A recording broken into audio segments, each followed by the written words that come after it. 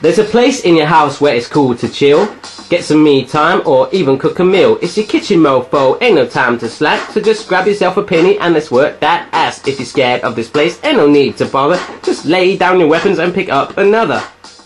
Hi guys, how's it going? Welcome to my Virgin Kitchen. If you haven't already noticed, I'm holding a Snickers bar because I've been asked to try and make a Snickers bar by my British chum James in Leicester. Hi James, you said that you found some recipes online. They're all American, so let's try and make an English one, even though it's kind of like an American thing. Snickers? Oh, that's upside down. There we go, Snickers. Used to be called marathon bars for those old school people out there. And to make this delightful device, you need the following items. Check that out. That is a lot of things. Let me click my fingers so you can pause the video and write this all down. Lots of stuff. But I bought some evaporated milk, caramels you might see in America on the recipe. I just bought a tin of caramel, butterscotch chips you can buy from supermarkets, and the rest is general stuff you can get everywhere. So you have no excuse to spend 40p on a Snickers and spend about £6 on all these ingredients. Well, anyway, first thing we've got to do is start melting some chocolate. We'll get straight into it. We need a little tin like this as well. Like that, okay. That's health and safety. Be very careful. Wear a bum cap or a hard hat like on a building site. And we'll get going, yeah. Okay, so first things first, we've got a hot saucepan there. See, evidence of the heat. You like that? Right, so what we're going to do is grab half of our chocolate chips and plonk them in there. Like so. Remember, that's a nice low heat. Now we get half of our peanut butter. Like so. Remember, that's nice creamy peanut butter. And now we're going to get our butterscotch chips. Half of those as well. I'm just saying half of the measurement at the beginning when I click my fingers, yeah? Cool. Okay, brilliant. That's all in there. So over nice low heat, we just want to stir that all together so it's all melted and bonded together. Party time. Right, super duper, that's all melted together. What we want to do is grab your tin and spread that along the base. Base. Amazing. See how that's all nice and spread out evenly? What we want to do now is plonk that in the fridge and we'll move on to our next bit of the layer. Right here then guys, so I grabbed another pan, got some butter in there. That's all of my butter on to melt. I'm going to pour in my sugar, cha-ching, and also the evaporated milk, which is over here, excuse me. Just pour that all in. Wicked. Now we need to bring that to a boil and keep stirring it for 5 minutes. The other pan that we just used to make the chocolatey mixture, keep that because you need to do it again at the end, okay? So keep your eye on this, over the heat, and make sure this is all mixed in together and boil it away. Okay guys, that's been bubbling away about 5 minutes. What I'm going to do is turn the heat right down and chuck in these marshmallows. Now, in America you can buy stuff called marshmallow fluff, but I've had to just get normal marshmallows. So all I'm going to do is chuck these in and hope that they melt, okay, and become all sort of like liquidy and kind of like over a campfire sort of effect. Once they're all melted, we're going to chuck in the peanuts, some more peanut butter, and a dash of vanilla essence. So exciting, huh? Okay, so that is nice and smooth now. Brilliant. Let's get our vanilla essence in there.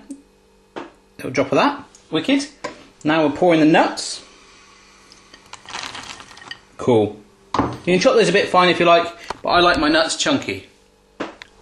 Stir those through a little bit, and then we'll get our peanut butter in there.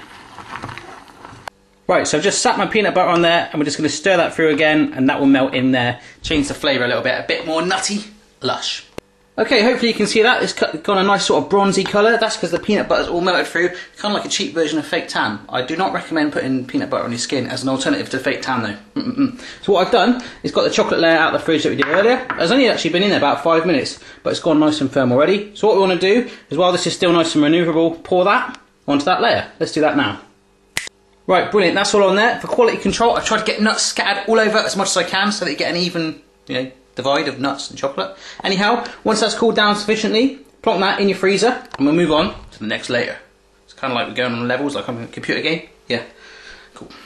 Right guys, another pan on a low heat, just getting it a little bit warm. Whew, this is kind of knackering. Grab your whipping cream, cha-ching, all of it. Pour it in there. Wicked. And now we're going to add in our caramels. So I've got my big lump of caramel there from my tin. Straight in there, wicked. So over the heat, let's just stir it together until it all bonds and joins the party once again. Yeah.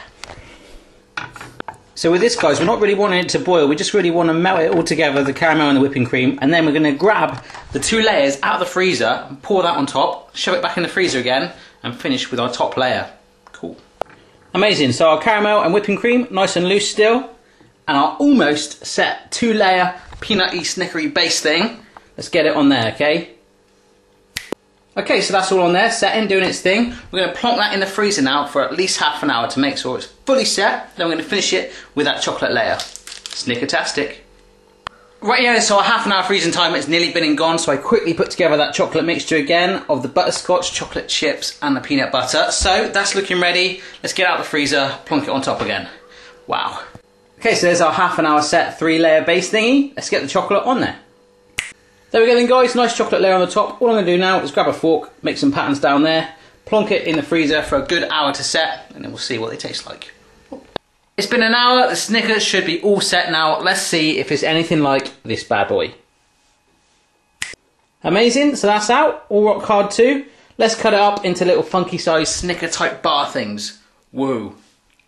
Boom, there we go then guys. Unfortunately when I was getting out of the pan I was scraping it with a knife and it was sticking to the bottom a bit, so it did break a bit on the way out. But, look at that, amazing. A big part of Snickers, fantastic. Avoid that bit there because it did crack a little bit. But apart from that, dead chuffed with it. Let's see what it tastes like. Woo. Right here then guys, I've got the broken one in my hands. Let's go. Oh. Mmm. My mouth's really full. Wow, check out that pile.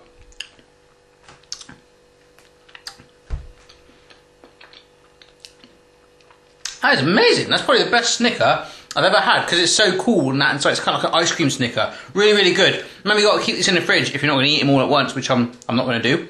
Mmm. That is really, really darn good. Unfortunately, price comparison wise, probably a lot safer and easier to buy yourself a standard bar of Snickers from the shop like that. But if you've got some time to kill and you want to try making this, why not have a go? Let me know how you get on, and I'll see you again next time. Cheers.